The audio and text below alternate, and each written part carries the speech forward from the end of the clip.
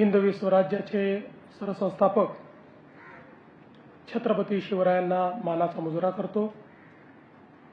भारतीय राज्यघटनेचे शिल्पकार भारतरत्न डॉक्टर बाबासाहेब आंबेडकर यांना मानवंदना अर्पित करतो। आणि आज भारताच्या स्वातंत्र्य दिनाच्या तमाम भारतवासियांना आणि महाराष्ट्रातील तमाम जनतेला खूप खूप शुभेच्छा देतो। आज या स्वातंत्र्य दिनाच्या निमित्ताने ज्यांनी या स्वातंत्र्याकरता लढा दिला, आमचे स्वातंत्र्य संग्राम सेनानी, त्यांना मी अभिवादन करतो। आमचे क्रांतिकारक ज्यांनी या देशाकरता बलिदान केलं, त्या सर्व क्रांतिकारकांना मानवंदना अर्पित करतो। आणि त्याचसोबत आमचे सैनिक जे सीमेवर लढताना आमच्या देशाला, आमच्या देशाच्या तिरंग्याला आणि आमच्या देशाच्या राष्ट्रभूमतेला सुरक्षित ठेवतात, त्यांनाही मी आज अभिवादन करतो। खरं म्हणजे गेली 80 वर्ष या देशाने केलेली वाटचाल ही अनेकांना थक्क करून सोडणारी आहे।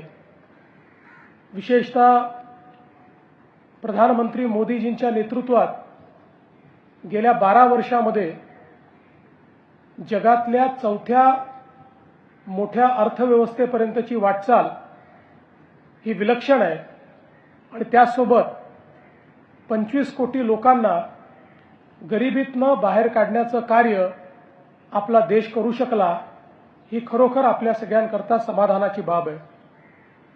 आज आपण विकसित भारताकडे वाटचाल करतो।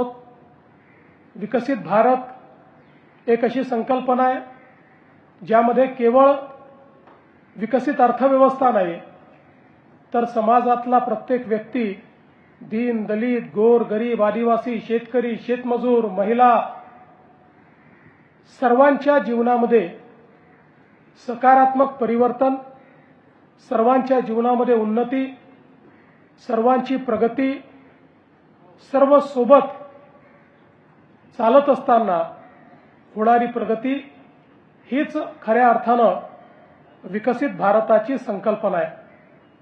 आणि या विकसित भारताच्या संकल्पनेमध्ये सर्वात महत्त्वाची भूमिका जर कोणाची असणार आहे तर ती या महाराष्ट्राची असणार आहे। महाराष्ट्र हे आपल्या देशाचं ग्रोथ इंजिन आहे।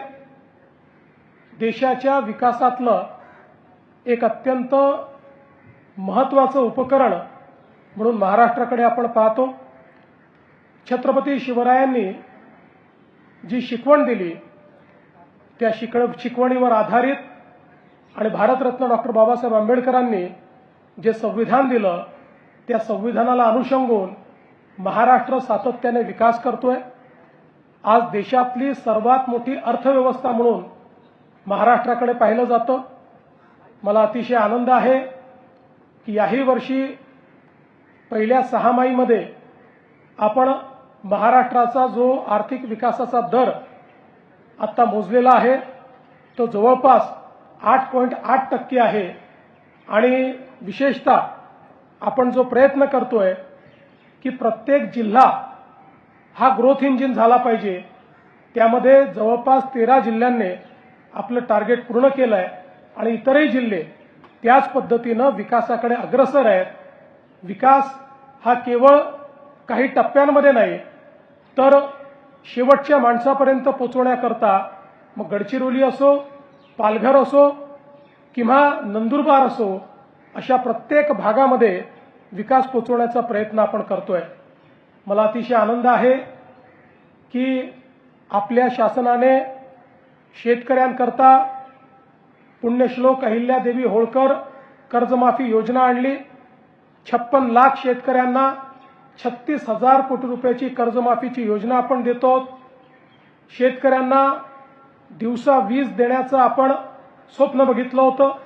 76% शेतकऱ्यांना आता आपण दिवसा वीज देतो आणि पुढच्या वर्षभरामध्ये 100% शेतकऱ्यांना दिवसाची वीज हा देण्याचा आपला संकल्प आपण पूर्ण करणार आहोत.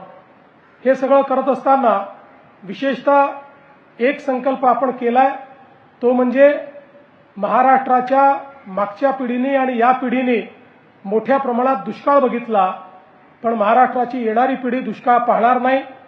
मराठवाडा असेल, विदर्भ असेल, उत्तर महाराष्ट्र असेल, पश्चिम महाराष्ट्रातले काही तालुके असतील, या ठिकाणी नदीजोड प्रकल्पाच्या माध्यमातून पुढच्या काळामध्ये पाणी आणून महाराष्ट्राला कायम दुष्काळमुक्त करण्याचा आपला प्रयत्न आहे. शेतकऱ्यांसोबतच एक महत्त्वाचा निर्णय जो आपण घेतलाय तो म्हणजे आपण महिला शेतकरी हा कायदा तयार केला आणि पहिल्यांदा देशामध्ये महिलांना शेतकऱ्यांचा दर्जा हा देण्याचा निर्णय घेणारं महाराष्ट्र पहिलं राज्य आहे. याचा मला अतिशय आनंद आहे.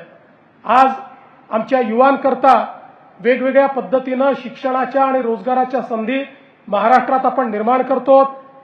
अतिशय वर्ल्ड क्लास शिक्षण आमच्या तरुणाईला मिळालं पाहिजे, याकरता एज्युसिटीच्या माध्यमातून मोठ्या प्रमाणात परदेशी विद्यापीठं देखील या ठिकाणी येत आहेत. आपल्याही विद्यापीठाचा दर्जा हा वाढवण्याचा प्रयत्न चाललाय आणि कटिंग एज अशा प्रकारचं शिक्षण, अतिशय आधुनिक शिक्षण हे आपण देण्याचा प्रयत्न करतो. दुसरीकडे महाराष्ट्र देशाचं स्टार्टअप कॅपिटल झालंय. सर्वाधिक गुंतवणूक महाराष्ट्रात आहे, सर्वाधिक परकीय गुंतवणूक महाराष्ट्रात आहे.